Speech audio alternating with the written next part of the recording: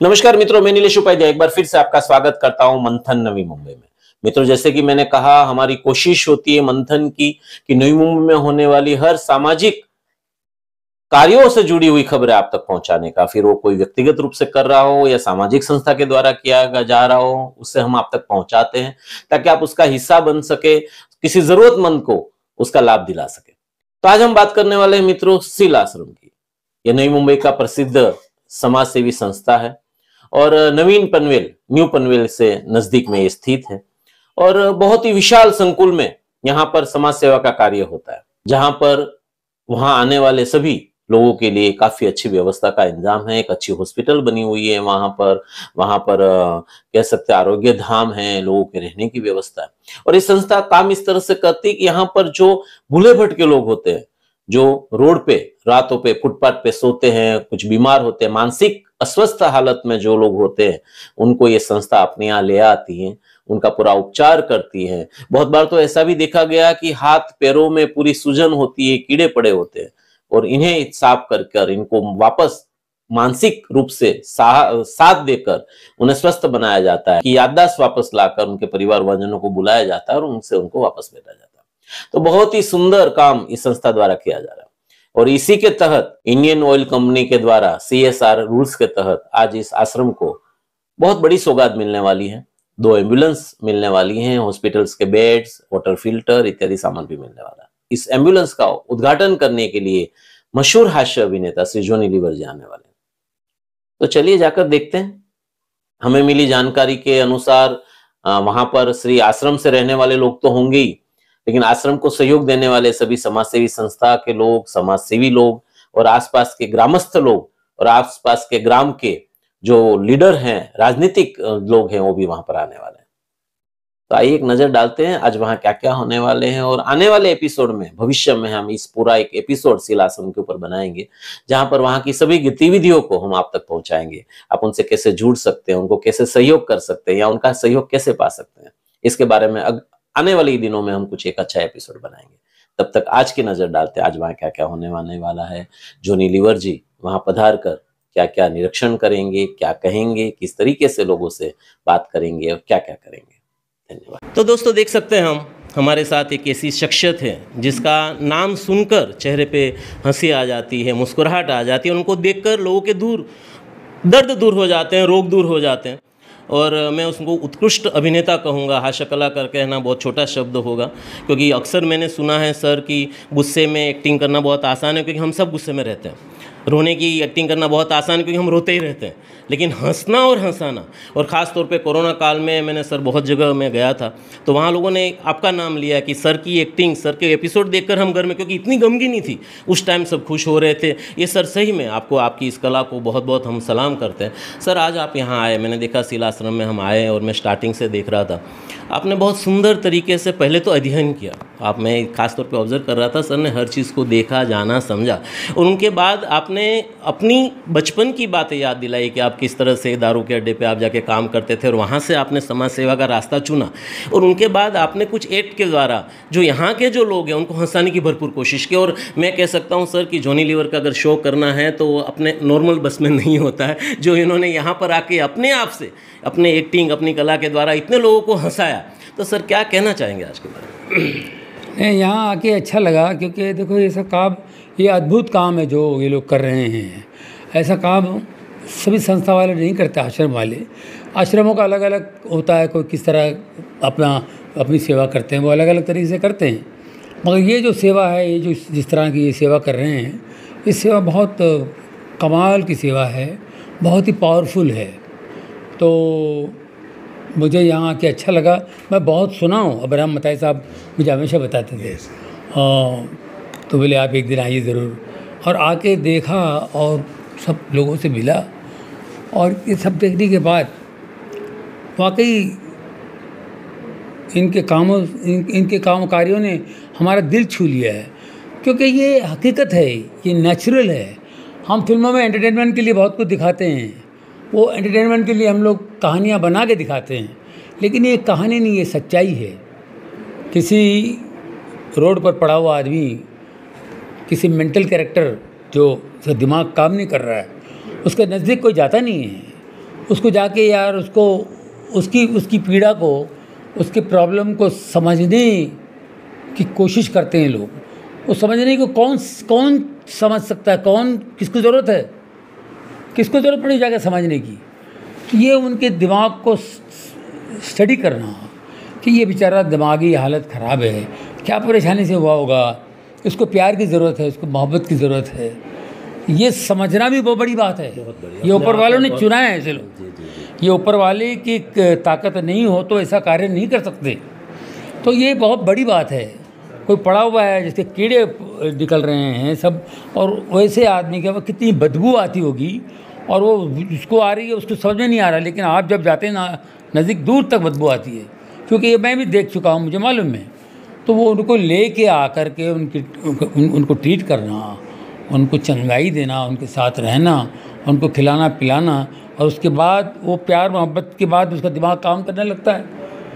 फिर उसको याद आता है कि मैं फलाने जगह रह रहा हूँ, मैं यहाँ कहाँ लाया, मेरा नाम ये है वो है, तो उसको ले जाके वहाँ उनको पहुँचा के आते हैं। 70 साल का हो गया, घर से बाहर है, और 90 साल की माँ उसकी वेट कर रही है। ये कहानी आपने सुनाई, कितनी बड़ी बात है।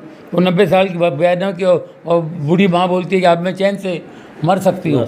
देखो ऊपर वाले ने भी कैसे उसको रखा, 70 साल का बन के वो आ गया, 50 साल से गायब है वो।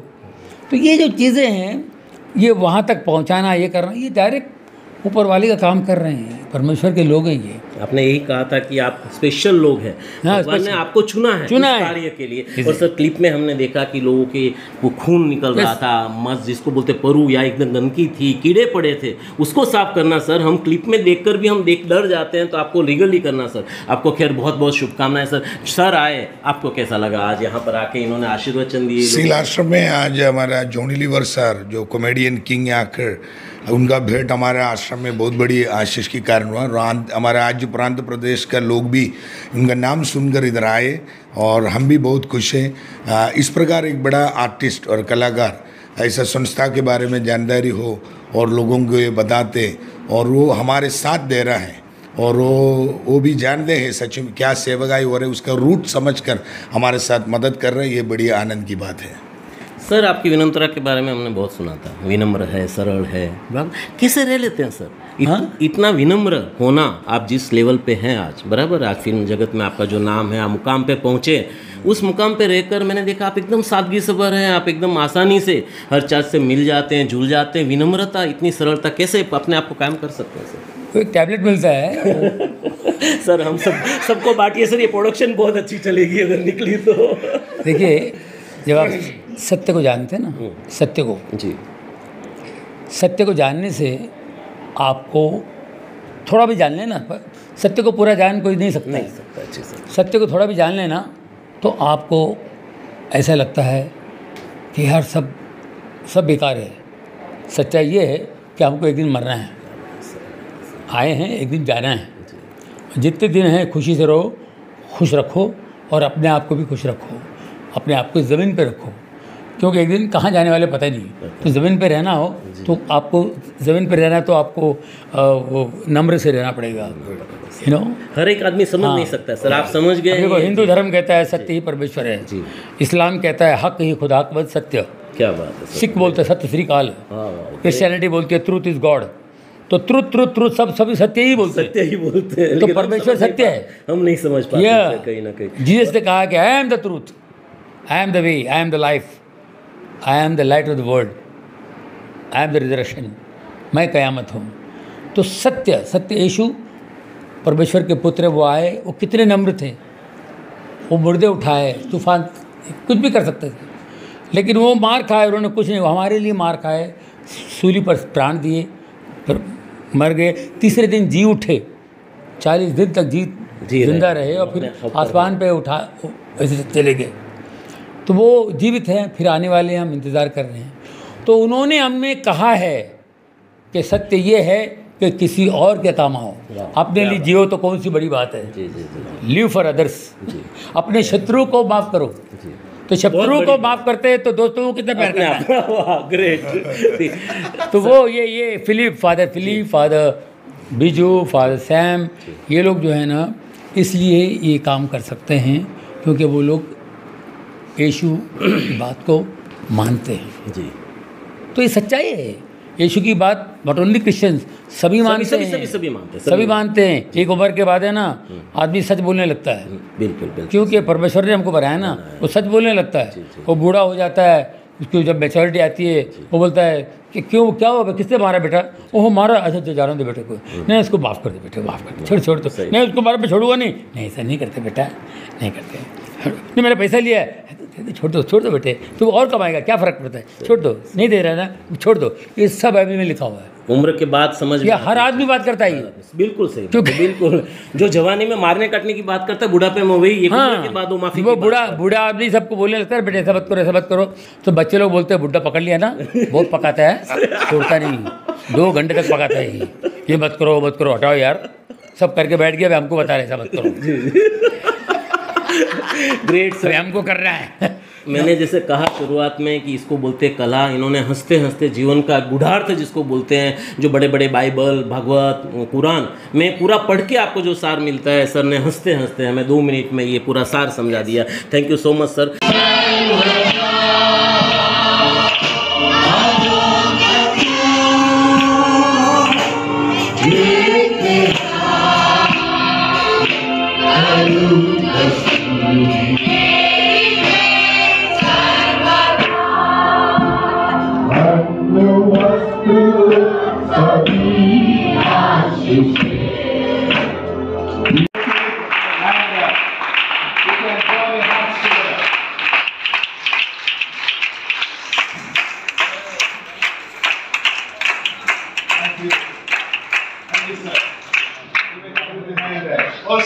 आश्रम के सभी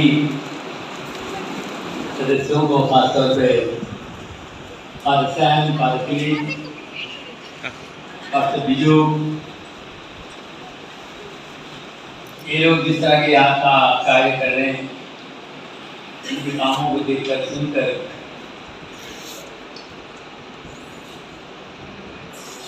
शब्द नहीं मिल रहे, मैं क्या बोलूं। और ये वीडियो देखने के बाद तो समझ में नहीं आ रहा, इतना ऊंचा काम। हम लोग फिल्मों में एक्टिंग करते हैं, फिल्मों में काम करते हैं, फिल्म के जरिए कुछ अच्छे मैसेजेस पहुंचाने की कोशिश करते थे, अभी नहीं। अभी वो फिल्मों में भी बहुत ही अजीबोगरीब हो रहा है काम।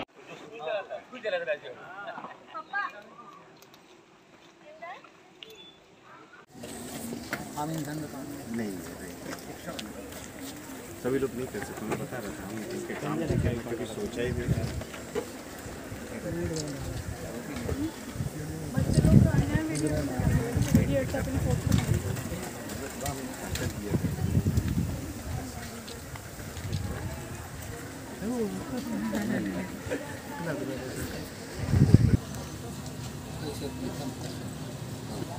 Father God, thank for your mercy. Amen. Thanks for everything, Father. Oh Lord Jesus, you for all of us. Thank you. Seal Ashram. Yes. May God bless Seal Ashram.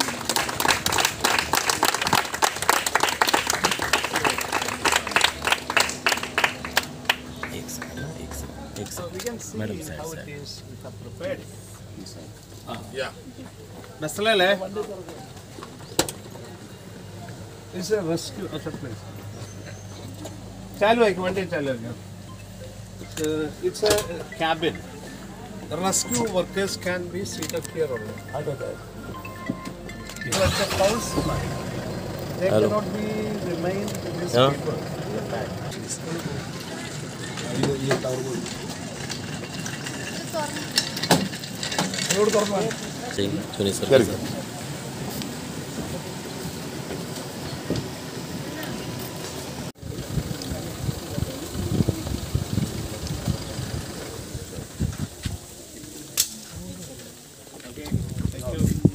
वो ऑटोमेटिक